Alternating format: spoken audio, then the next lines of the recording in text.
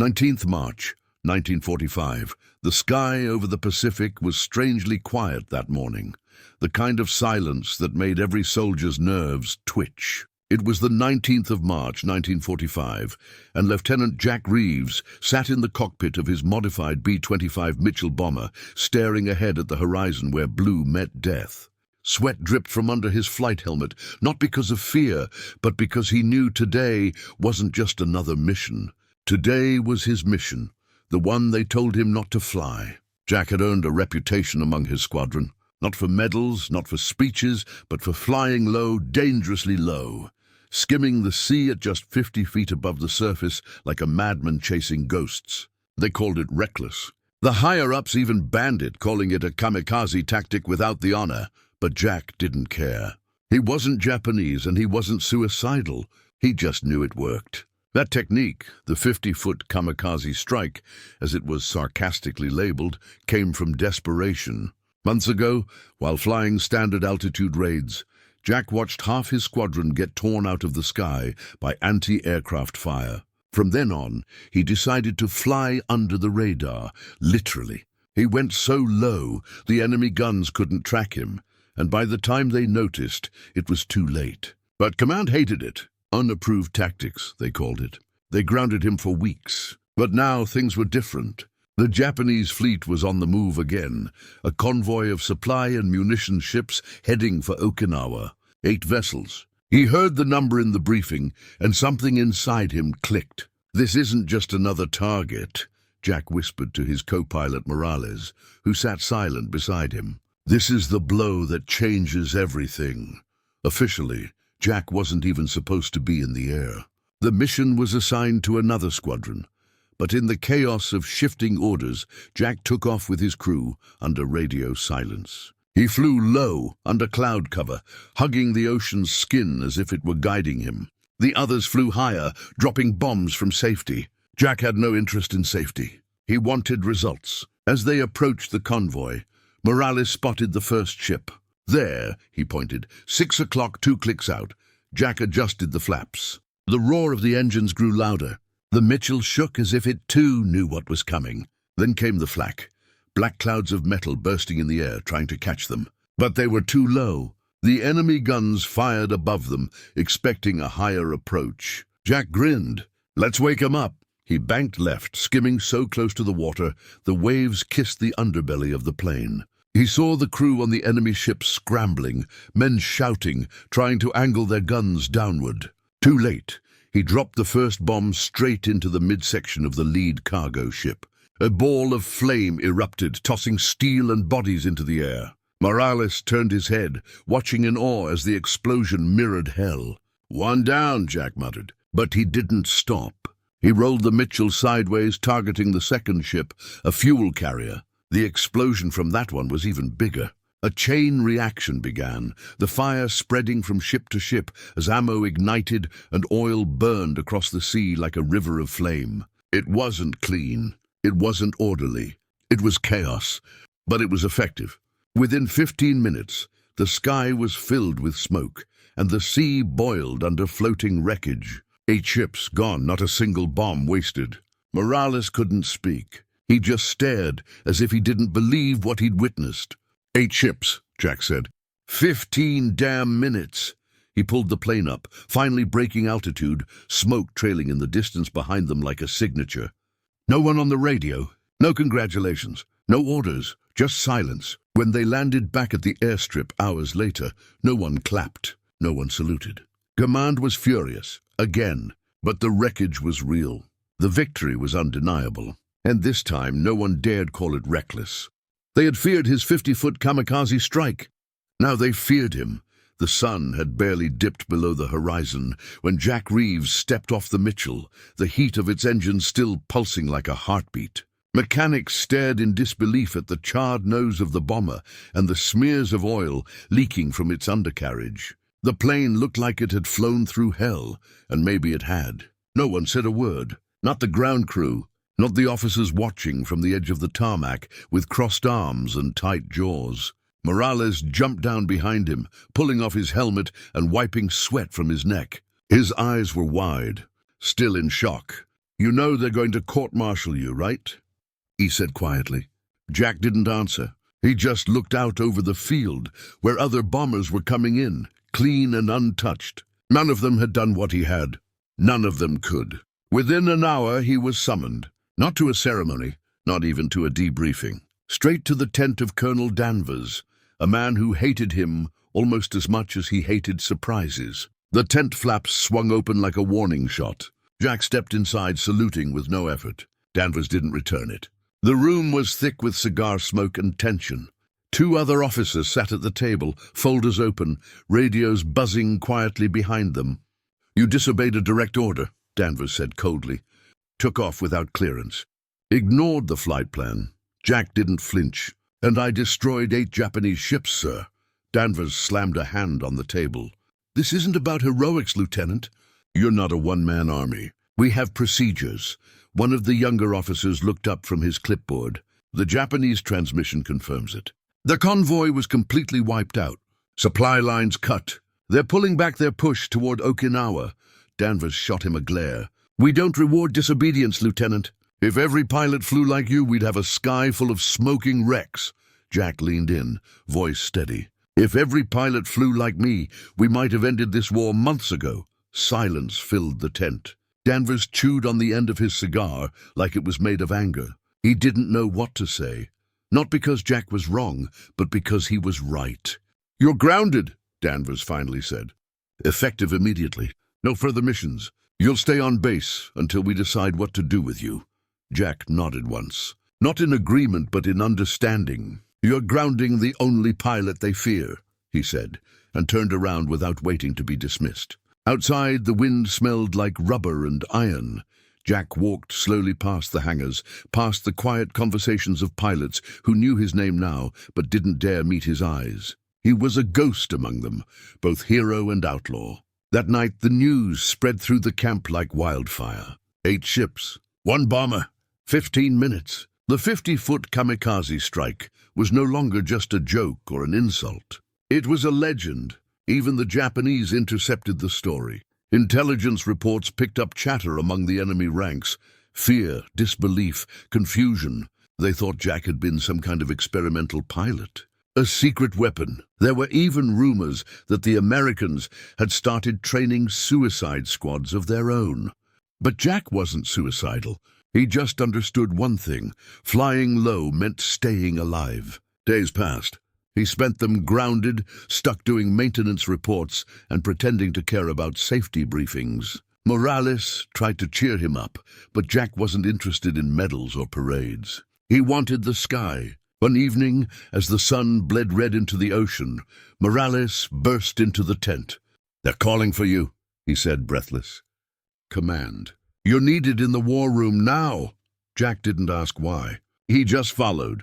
Something in the air had changed. Inside the war room, a map of the Pacific covered the wall. Red lines, pins, circles, and there, marked in thick black ink, a new convoy. Larger than the last, heavily protected, headed straight for the Philippines. Danvers stood at the front of the room. His eyes met Jack's for the first time without hatred. "We need someone to lead the strike," he said slowly. "Low altitude, fast, direct." Jack raised an eyebrow. "You want another suicide run?" Danvers sighed. "We want a miracle." Jack smiled, just slightly. "Then you called the right ghost." The room stayed silent, but something had shifted. Jack was no longer just a pilot. He was a weapon. One they had feared. One they could no longer afford to ignore. And somewhere out there another fleet waited, burning. The engine of the Mitchell thundered back to life just before dawn, cutting through the quiet like a declaration of war. Jack sat back in the pilot's seat, hands steady on the controls, his face unreadable. Morales was already strapped in beside him, his usual nervous chatter gone. There was no need for words anymore. They both knew what this flight meant. This wasn't about defiance now. This was official. The same men who had called him reckless were now depending on that very recklessness to save thousands of lives. Jack didn't care about the irony. He only cared that they were letting him fly again. But this time, it wasn't just any mission. The Japanese convoy spotted near the Philippines was no ordinary target. Intelligence had counted at least 11 ships, including 2 destroyers, a heavy cruiser, and an escort carrier. They were moving with purpose, fast and protected, carrying reinforcements and fuel that could change the course of the Pacific Front. Command needed them gone, quietly, quickly. No full-scale airstrike. No broadcasting. No chance for the enemy to scatter or hide. Jack was their answer. They called it Operation Ghostfire, named after him, though no one said it aloud. As the plane rolled down the runway and lifted into the misty sky, Jack could feel it in his bones. This wasn't just another shot at glory. This was a turning point. About an hour into the flight, they rendezvoused with 2 P-51 Mustangs flying high cover. Young pilots, barely out of training, assigned to keep watch and intercept any fighters. Jack barely spoke to them over the radio. He didn't expect them to keep up if things got messy, and deep down, he didn't want them to try. He dropped altitude, hugging the water once again, just like before. 50 feet. That sweet, terrifying space where death skimmed your wingtips and safety didn't exist. Morales adjusted the bomb release. Sweat beaded down his temple. "There they are," he whispered. The convoy loomed in the distance. 11 ships, just as reported, moving in a staggered formation. Jack could already make out the trails of black smoke from their stacks. The destroyers were leading, guns ready, scanning the skies. But they weren't looking down. Jack accelerated. The Mitchell groaned in response, the engine whining like a beast hungry for chaos. "Lock in targets," he said. "Which one first?" Morales asked. Jack didn't answer. He banked hard right, heading directly for the lead destroyer. Black exploded in the sky above them, a useless net thrown too high. The enemy hadn't adapted. They still expected traditional tactics. They didn't understand yet that tradition was dead. Jack flew under the arcs of gunfire, closing in fast. The sea shimmered beneath them, calm and blind to what was coming. The first bomb dropped clean, slicing the destroyer open like a knife through cloth. The explosion bloomed upward, gutting the midsection. Men were flung from the deck. The ship began listing almost immediately. Before the enemy could even react, Jack had turned toward the second ship, a transport vessel, and let loose another bomb. Fire erupted from below as fuel tanks ignited, sending black smoke curling into the air. "2 hits," Morales shouted. "They're scrambling now." The convoy split in panic. Ships veered off course. Some fired blindly. The cruiser's cannons roared, but the shells landed hundreds of yards off target. They still couldn't track Jack's altitude. He swooped again, lower this time, almost touching the water. The Mitchell shook violently, but Jack held steady. 2 more bombs found their targets, one hitting an escort ship, the other slamming into the edge of the carrier's deck. It didn't matter how much armor they had. They weren't prepared for someone who flew like a ghost. By the time the P-51s joined the fray, the Japanese fleet was already crumbling. Flames danced across the surface of the sea. Sailors jumped overboard. Jack circled once, scanning the wreckage, heart pounding, face soaked with sweat. 6 down, Morales said, disbelief in his voice. "In what, 8 minutes?" "Keep going," Jack muttered. The last bombs found their homes. A rear ship loaded with ammo, and another smaller destroyer trying to retreat. The sea lit up again, louder and brighter than before. 11 ships, gone, scattered, dying. Jack pulled the Mitchell higher this time, giving the crew a wider view. The smoke reached the sky like a black flag. No radio call came from the enemy. No planes were scrambled. It was over before it had begun. They headed back in silence, not from exhaustion, but from something heavier. They had just crippled a nation's last hope for turning the tide.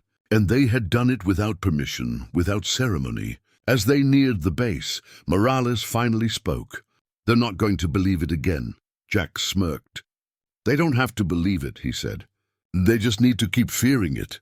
The base was already in chaos by the time Jack touched down. The tower had tracked the mission unofficially, following the massive heat signatures and radio silence over the Philippine waters. But no one had expected it to be another solo run, and definitely not that successful. 11 ships in one strike? It sounded impossible, but the satellite recon coming in said otherwise. As Jack taxied the smoking Mitchell to a halt, crews rushed out, not to arrest him this time, not even to scold him, but just to see him. Mechanics, lieutenants, even cooks from the mess hall stood at a distance, silent, watching like they were seeing something not entirely human. Jack climbed down slowly. His flight suit was soaked, his boots stained with oil, sweat, and a little blood from a piece of shrapnel that had grazed his leg during the run. Morales dropped behind him, stumbling slightly, looking like he'd just walked out of a nightmare. A major stepped forward, stiff and awkward. "Colonel Danvers wants you in the war room. Now." Jack didn't bother responding. He just walked. Inside, Danvers wasn't alone this time. A general, one Jack didn't recognize, stood near the map with a pipe in his mouth and cold eyes, scanning the black ink that now marked another dead fleet. Intel officers whispered around him, pointing at intercepted enemy messages. The Japanese were in full retreat. The reinforcements never arrived. The battle plans had collapsed before the first soldier stepped ashore. Danvers looked up as Jack entered. For once, he didn't have anger in his face. Just something deeper. Regret maybe, or fear. The general turned. "Lieutenant Reeves, you just forced the Japanese High Command to reroute their entire strategy." Jack shrugged. "I was just flying low, sir." The general gave a small smile. "Flying low? Son, you just turned a bomber into a precision scalpel. Our Navy's been hammering those waters for months and never got results like this." Danvers cleared his throat. "We'll be briefing DC in the morning. Your strike will be listed as part of an authorized joint mission." Jack raised an eyebrow. "So I'm not getting court-martialed?" The general laughed once, short and sharp. "On the contrary, you're being reassigned." Jack's jaw clenched. "Reassigned? To something bigger, quiet, dangerous, and absolutely not in the manual." He stepped closer, lowering his voice. "You've shown us that war isn't about tradition anymore. It's about fear, precision terror. You're going to help us weaponize it." Jack didn't like the sound of that. He didn't fly to terrify people. He flew to win, fast, clean, quiet. But something in the general's tone said this wasn't a request. "You'll train 5 pilots," the general continued. "Handpicked. We want 5 more of you. Not another squadron, not another division. A ghost wing. No markings, no records. Just silent strikes like today." Jack looked over at Danvers. The man who once grounded him now avoided eye contact. That told him everything. He was no longer a rebel. He was a weapon. 2 weeks passed. Jack didn't fly a single mission, not one with bombs anyway. Instead, he flew drills, long, low, grueling drills, over the ocean, through valleys, between trees. He pushed the 5 pilots, all young, eager, and full of bad habits, until their hands bled from gripping the controls too tight. He yelled, he cursed. He forced them to unlearn everything the manuals taught them. Flying high was safe. Flying low was war. He told them flak couldn't hit what it couldn't see. He told them fear was fuel. And most of all, he told them, the mission doesn't end when you drop the bomb. It ends when the ocean is still again. They didn't understand at first. But then came their first live mission. A small Japanese harbor on a remote island. No fighters, just docked vessels, fuel depots, and a command center. 5 Mitchells, flying in tight formation at 60 feet, struck at dawn. The enemy barely had time to react. Explosions lit up the shoreline. Flames spread through the harbor. Radio towers crumbled. And by the time the sun was fully up, the sea was still again. Ghostwing had been born. Jack watched the footage later from a dark tent, arms crossed. Morales sat beside him, grinning. "You're building an army of maniacs," Morales said. Jack nodded slowly. "No, I'm building shadows." Outside, the men who once mocked his 50-foot suicide run now trained day and night to fly just like him. And somewhere beyond the Pacific, the enemy had started calling him something new. Shinigami. The death god. He didn't wear the title. He didn't ask for it. But if fear could end a war, he'd wear it into the next battle. The sky over Okinawa was bleeding fire. Tracer rounds lit up the air like devil's lightning, and somewhere far ahead, the crackle of distant artillery never stopped. It was April 1st, 1945, the beginning of the largest amphibious assault in the Pacific theater. And the Japanese weren't going down without dragging the whole ocean with them. Jack Reeves stood near the runway, helmet under one arm, watching the first wave of Navy bombers take off. They were flying high in formation, loud and proud. The kind of strike the newspapers would love. Predictable, visible, targetable.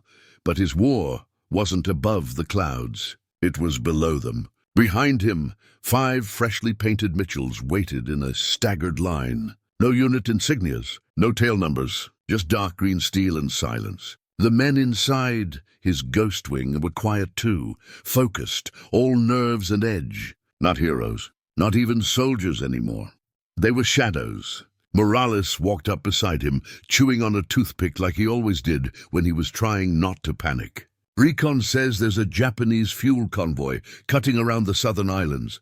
Moving fast, protected by mines and shore batteries. Jack didn't blink. How many ships? 6, maybe 7, plus a couple of subchasers. Not much air cover, though. Most of their fighters are being chewed up over Okinawa. Jack stared into the horizon. Perfect. This time it wasn't an unsanctioned strike. This was real with full military blessing, though unofficial on paper. They didn't want the headlines. They just wanted the enemy afraid to move anything on the water. As they climbed into the cockpits, Morales gave Jack a look. You ever think about what happens when we don't come back? Jack adjusted his oxygen mask. I don't plan for failure, Morales. I just train harder than death. Morales smirked. Yeah, well, death is starting to get nervous. The flight south was uneventful. No chatter. No check-ins. They flew radio silent, hugging the ocean so close that the wake of their propellers created ripples. The other pilots, boys who had once crashed during practice runs, now flew like seasoned predators, tight, precise, ruthless. As they neared the target zone, Jack spotted the convoy. 7 ships exactly, moving single file along the coastline. Fuel barges in the center, patrol ships front and back. Smart formation, but not smart enough. Jack keyed his mic for the first time. Ghost wing, break and slice. Each plane peeled off, spreading like the fangs of a shark. Jack took the lead, diving in first, his bomber nearly kissing the waves. The Japanese gunners fired, but their barrels were too high again. They hadn't learned, or maybe they simply couldn't believe anyone would fly this low. Jack's bomb hit the first barge dead center. The explosion rocked the others, fire climbing so fast it looked unnatural. Morales whooped behind him. Direct hit! Before the enemy could respond, the rest of Ghostwing struck. One after another, their payloads tore through steel and flames. Fuel poured into the sea, igniting like napalm. The sky turned black. The water turned red. Jack pulled up just in time to avoid the wreckage of a sinking patrol ship. Behind him, the harbor lit up like hell. One of the pilots, Finch the youngest, came in too hot and caught flak near the rear wing. Jack watched his plane wobble, trailing smoke. Finch, pull east. Get altitude, Jack barked into the mic. I can't, rudder's locked, controls aren't responding. Finch's voice cracked with panic. Jack didn't hesitate. He turned back. No, what are you doing, Jack? Morales yelled. Jack brought his bomber alongside Finch's wobbling Mitchell, flying so close their wings nearly clipped. You're not dying on your first damn mission, he growled. He shouted directions. Ease throttle. Lean your weight left. Now tap the pedal. Just tap it. Finch did as told. The plane groaned but began leveling out. Climb now. Don't think. Climb. Finch's bomber rose, limping but alive. Jack turned again, cutting low through the smoke, heading back to confirm the kill. Only one ship remained, a sub-chaser trying to flee. Jack lined up. No bombs left, Morales warned. Jack flipped a switch. Then we improvise. He dropped to 30 feet. The Mitchell's guns roared. Bullets tore through the deck of the fleeing ship. Men scattered. The ship jerked sideways, slamming into a reef. Jack pulled up, engines screaming. It was over. 7 ships, 1 crippled plane. No casualties. Back at base, no one met them with medals or banners. Just silent stares and whispered rumors. That night, Jack sat on the edge of his cot, staring at the floor. You pulled him out, Morales said from across the tent. Finch, he would have died. Jack didn't look up. That's the thing about flying low, he said. You see everything, including what matters. And out in the Pacific, every Japanese captain who heard the name Ghostwing knew something awful was hunting them. It didn't come from the sky. It rose from below, 2 days later, Jack found himself staring at a letter that made his stomach twist tighter than a dive turn. Confidential, to be read by LT. Jack Reeves only, typed, stamped, and sealed in red. Delivered by hand from command. He opened it slowly. Read it once, then again. Then he crushed it in his fist. Morales noticed the change instantly. "What is it?" he asked, wiping his hands on a rag as they worked on one of the Mitchells. "They're sending me back stateside," Jack muttered. Morales froze. "What? Why?" Jack tossed the crumpled letter onto the engine. "Promotion. Special Operations Advisor to Pacific Command. No more flying. No more field ops." Morales blinked, then scoffed. "So they want to take the only man the Japanese fear and chain him to a desk. Apparently they think I've done enough." Jack didn't sleep that night. He just sat in the empty hangar, the dim bulb above casting shadows across his face. Outside, Ghostwing slept in their bunks, exhausted from endless drills. They didn't know yet. He didn't have the heart to tell them. The next morning, the sky cracked open with thunder. Except it wasn't weather. It was gunfire. A radio operator sprinted across the tarmac, his headset half falling off, shouting, "Emergency call. Northern Patrol. Ambushed by kamikazes." 2 destroyers hit convoy-stalled survivors in the water. Jack stood up before the man even finished speaking. "How far?" he asked. 60 miles northeast. But command says stand down. Rescue team's already scrambling." Jack didn't blink. "Not fast enough." He turned, sprinted to the hangar, yelling as he went. "Ghostwing! Wheels up in 5. The crew bolted from their bunks, still in half uniforms, lacing boots, grabbing helmets. No questions, no hesitation, just movement. Jack's presence was all the explanation they needed. As the Mitchells roared to life, a jeep skidded into the field, with Colonel Danvers standing tall in the back, waving his arms. "Reeves, you're not cleared! You're not in command anymore." Jack leaned out of the cockpit and shouted, "Then court-martial me when I get back." The convoy had been carrying medics, ammo, and wounded from the Okinawa front. 2 destroyers were burning. One was sinking fast. Men in the water. Sharks already circling. Ghostwing arrived like phantoms. No air cover, no escorts, just them. Above the smoke, a squadron of Japanese Zeros circled like vultures. Kamikaze pilots who hadn't finished the job and were preparing for another run. Jack didn't hesitate. He radioed to his wing. "We're not bombing. This isn't a strike. This is a shield." He pulled the Mitchell hard, placing it between the destroyers and the incoming Zeros. "Sir?" Morales asked, wide-eyed. "That's suicide!" Jack flicked the safety off his nose guns. "Not today." The Zeros dove. So did Jack. The Mitchell's guns blazed, cutting through the air in loud, violent bursts. Tracers found 1 Zero and lit its engine on fire. It veered left and crashed into the sea. The others kept coming. Ghostwing spread like a net. When Mitchell took a hit, not enough to take it down, but the wingtip was shredded. Still, it held formation. Jack dove again, lining up a second Zero. The 2 planes were on a collision course, both refusing to yield. At the last second, Jack pulled the trigger. A hail of bullets tore through the cockpit of the enemy fighter. The Zero jerked, spun, and slammed into the ocean like a bullet through glass. Another down. But one got through. It was headed straight for the surviving destroyer, engines screaming, pilot locked in for death. Jack didn't think. He didn't plan, he acted. He banked hard, kicked the rudder, and slammed his Mitchell into a dive, cutting across the kamikaze's path by inches. His wing clipped the tail of the Zero, just enough to throw it off balance. The kamikaze missed the ship by a breath and slammed into the waves instead. The impact jolted Jack's plane, tearing part of the wing and knocking out an engine. Warnings flashed. Smoke poured from under the dash. "Pulling out!"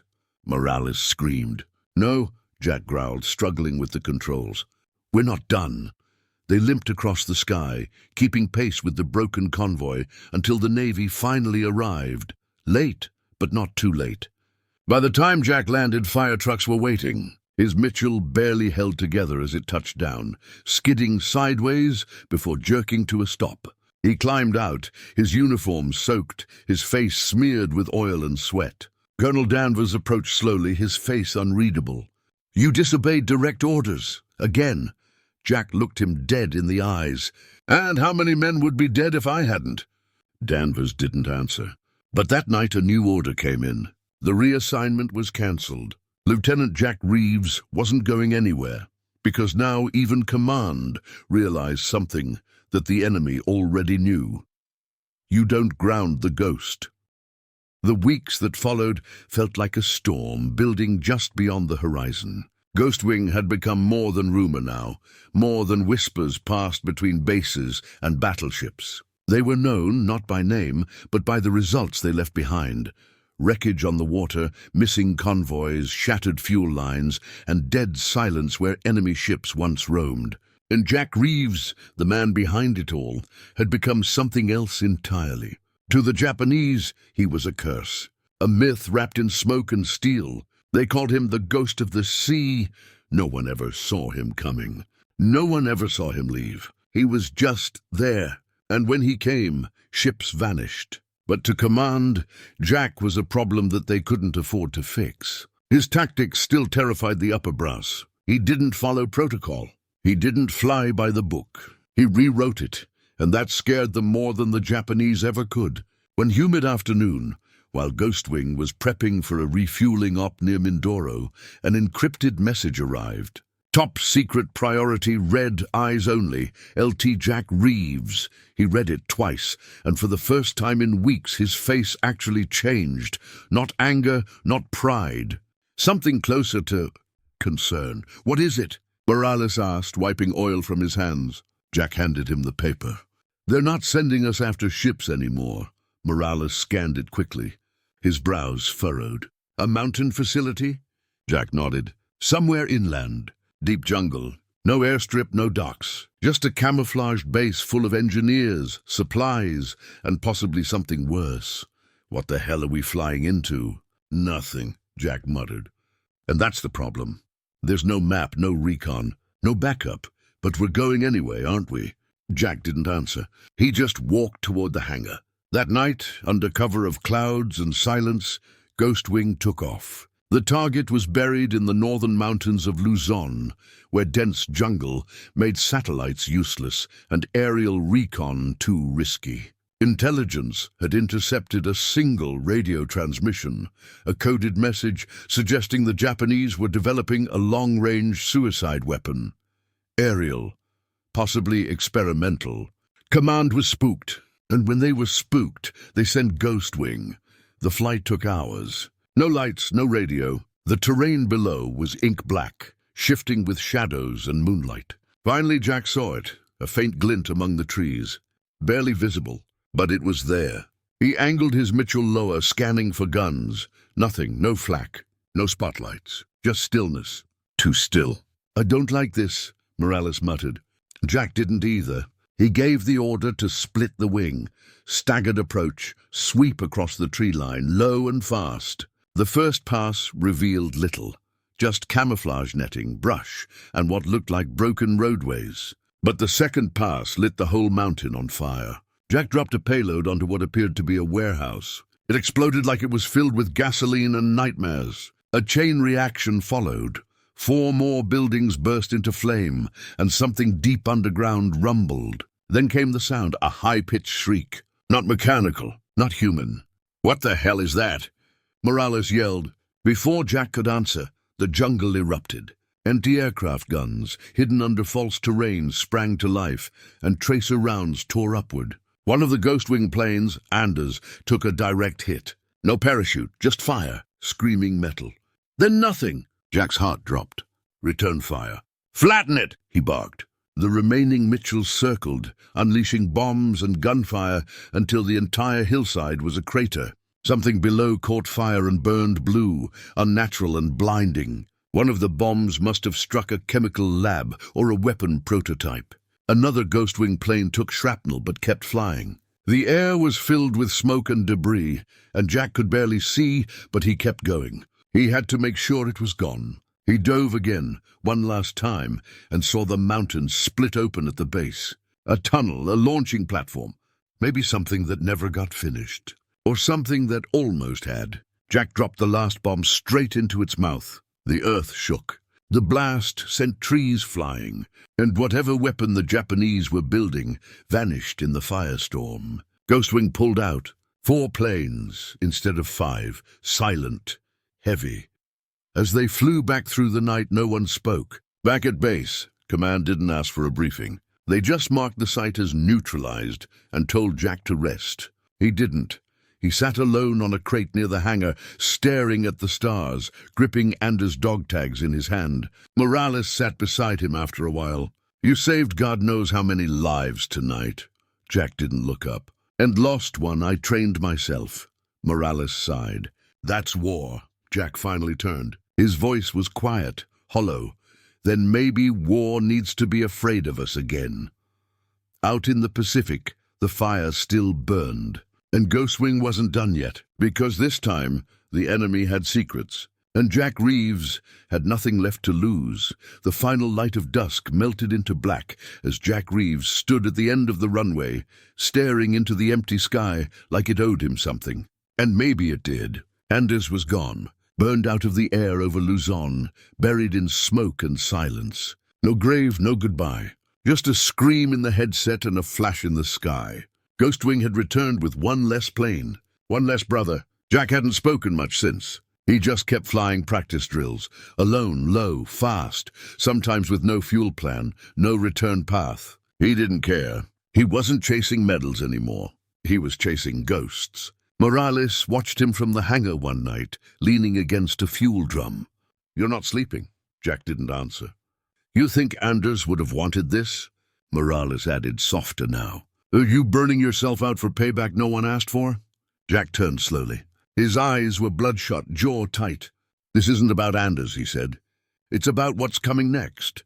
Because something was coming. Jack could feel it. The Japanese were losing the war, but they weren't losing quietly. They were growing desperate. And desperation was a dangerous thing. Then the call came. April 25th, 1945. 300 hours. Command intercepted a final chilling transmission. A rogue Japanese commander had broken from central orders. His fleet, what remained of it, was en route to a civilian evacuation corridor in the South China Sea, not to strike military assets, to punish the retreat. 4 ships. Fully armed, Kamikaze protocol, no return. Their targets, unarmed vessels filled with wounded soldiers, medics and refugees, Japanese, Korean, and Allied prisoners alike. It wasn't war anymore.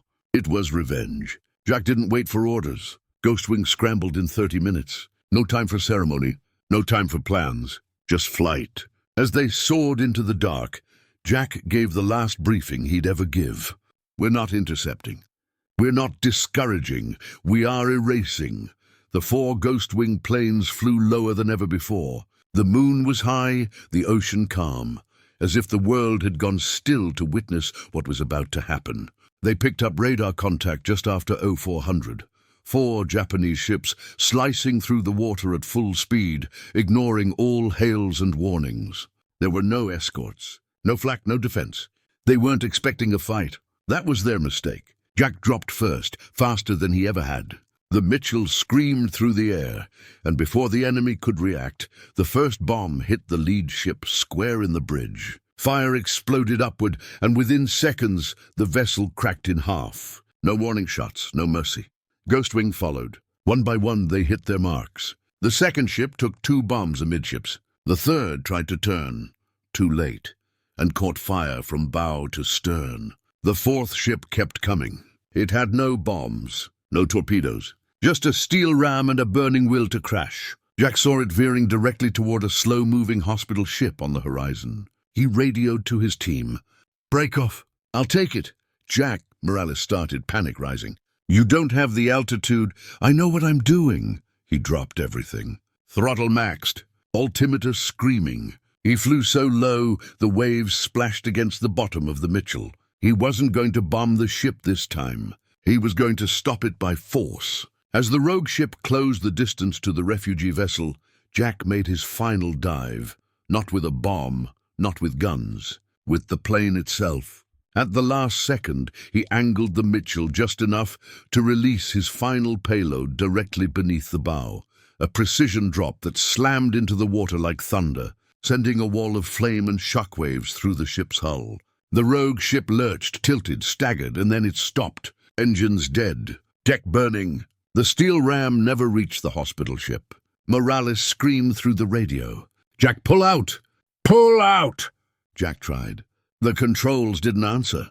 One engine gone, wing shredded, rudder frozen. The Mitchell was dying, but Jack wasn't afraid.